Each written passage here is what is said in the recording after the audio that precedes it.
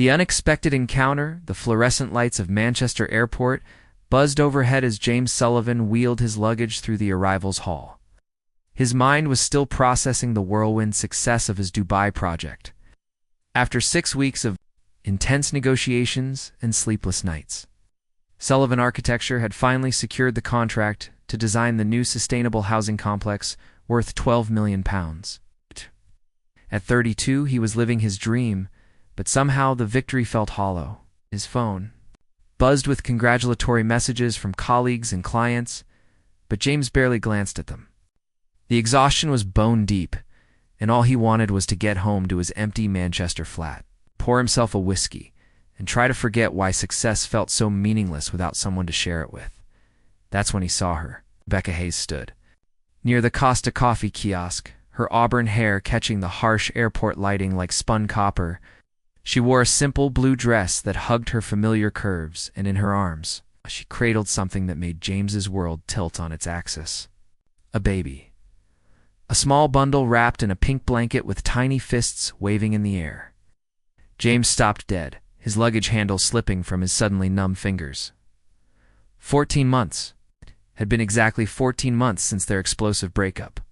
Since Rebecca had walked out of his life with tears streaming down her face and words of hatred he still heard in his nightmares.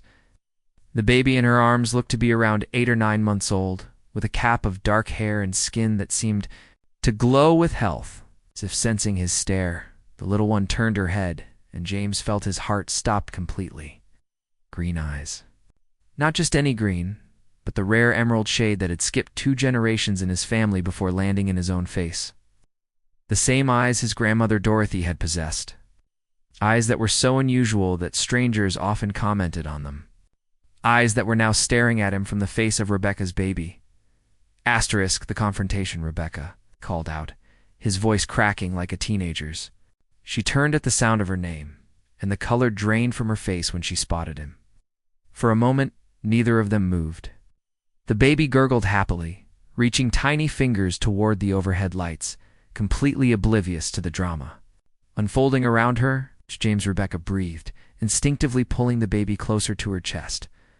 "What are you doing here?" "I just got back from Dubai," he managed, his eyes fixed on the child. "We need to go," she said quickly, gathering the baby bag that hung from her shoulder. "Come on, Emma. Let's find Grandpa." Emma. The baby's name was Emma. James felt something crack inside his chest as he watched Rebecca try to maneuver around him, clearly desperate to escape. "Wait," he said, stepping into her path. "Please, just wait a minute. There's nothing to discuss, James." Rebecca's voice was sharp, defensive. Out. But James was studying the baby's face with the intensity of an architect examining blueprints. The nose was Rebecca's, small and slightly upturned, but the chin had the Sullivan family's stubborn set. The hands were long-fingered and graceful, just like his mother's. And those eyes. God, those eyes were like looking into a mirror. "How old is she?" he asked quietly. "It's none of your business, Rebecca, please." James took a careful step closer, his voice dropping to barely above a whisper. "Those eyes. She has my family's eyes. My grandmother's eyes." Rebecca's composure cracked for just a moment, and James saw fear flash across her face before the mask slammed back into place. "Lots of babies have green eyes, James. It doesn't mean anything. Not like these," he insisted. "You know they don't. These eyes are 1 in a million, and they run in my family. My grandmother had them, I have them, and now..." He gestured helplessly toward Emma, who was now staring at him with what looked like curiosity. The truth unveiled. "Stop," Rebecca said firmly. "Just stop. You made your choice 14 months ago when you told me that a family would ruin everything you'd worked for. You chose your career over us, remember? Well, congratulations, James. You got exactly what you wanted." The words hit him like physical blows. "That's not what I said, and you know it. I said I wanted to wait until we were financially stable, until I could provide properly for a family. I never said I didn't want. Your exact words were a baby. Right now would destroy everything I've built." Rebecca cut him off, her voice rising slightly before she caught herself and glanced around nervously. "And then you took that job in Dubai without even discussing it with me?" James ran a hand through his hair, frustration building. I took the job because it was supposed to set us up for life. The money from that project was going to buy us a house, give us security. I was doing it for us, Rebecca. You were doing it for you, she countered. Everything was always about your timeline, your plans, your dreams. Well, guess what? Life doesn't wait for your perfect moment. Emma chose that moment to let out a happy squeal, reaching her chubby arms toward James, as if she recognized something familiar about him. The sound broke through their argument like sunshine through storm clouds, and both adults looked down at her in surprise. She likes you, Rebecca said softly, almost to herself.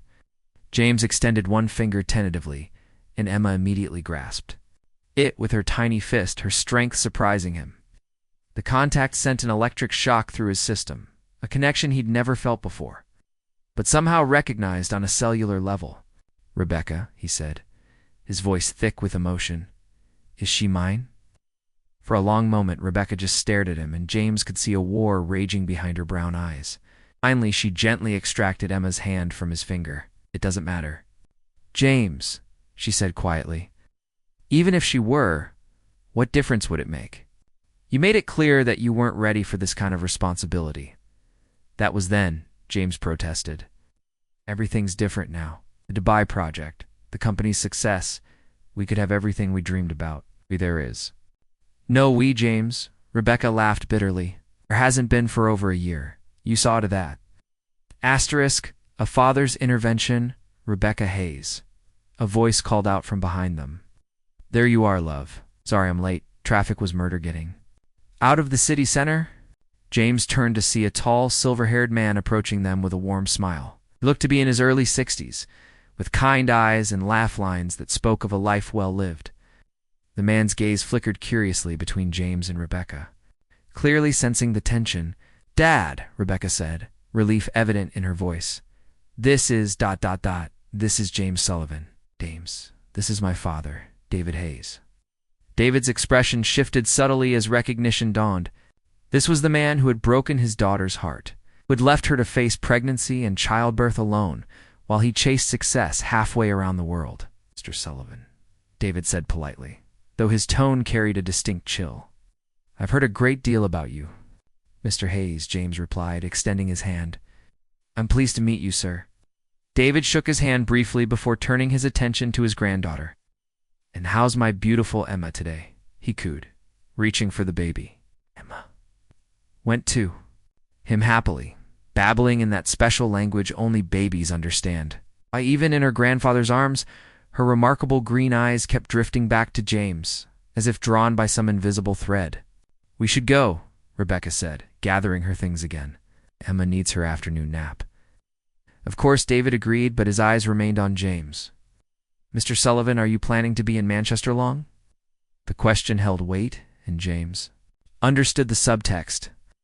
This man was protecting his daughter and granddaughter, and he wanted to know if James posed a threat to their peace. I live here, James replied simply. Manchester is my home. David nodded slowly, then turned to Rebecca. Hey, the car is in the parking garage, love. Why don't you take Emma ahead? I'll catch up in a moment. Rebecca looked like she wanted to protest, but something in her father's expression stopped her. She shifted the baby bag on her shoulder and looked at James one last time.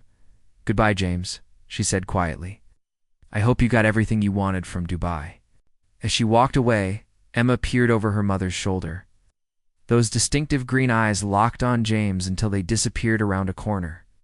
James felt something fundamental shift inside him, as if the axis of his world had suddenly realigned itself around that tiny, perfect face.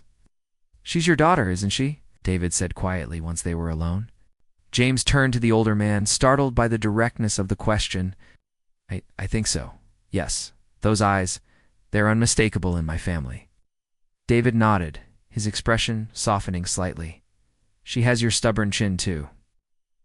She reached for you. ... double quotes, studying James carefully. What are you going to do about it?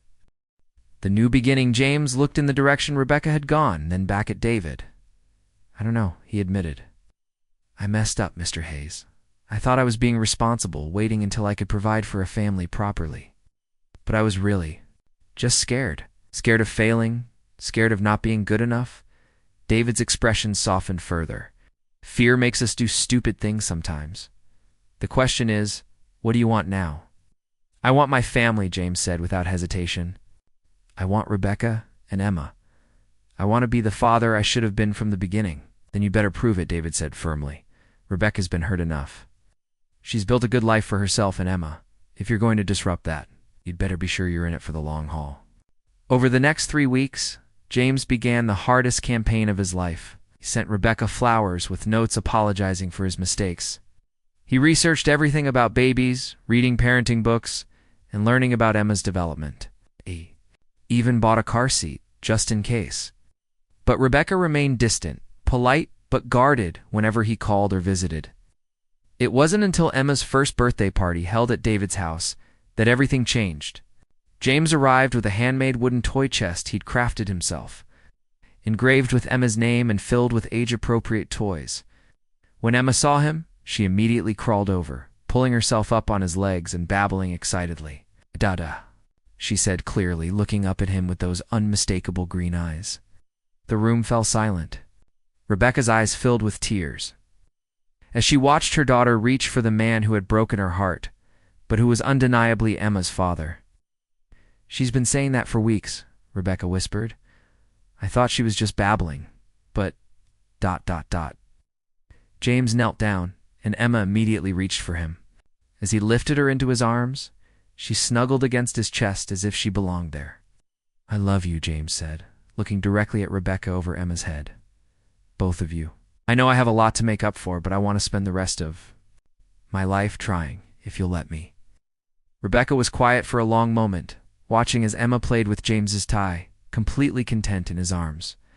"It won't be easy," she said finally. "Trust doesn't come back overnight, I know," James replied. "But I'm not going anywhere. Not this time."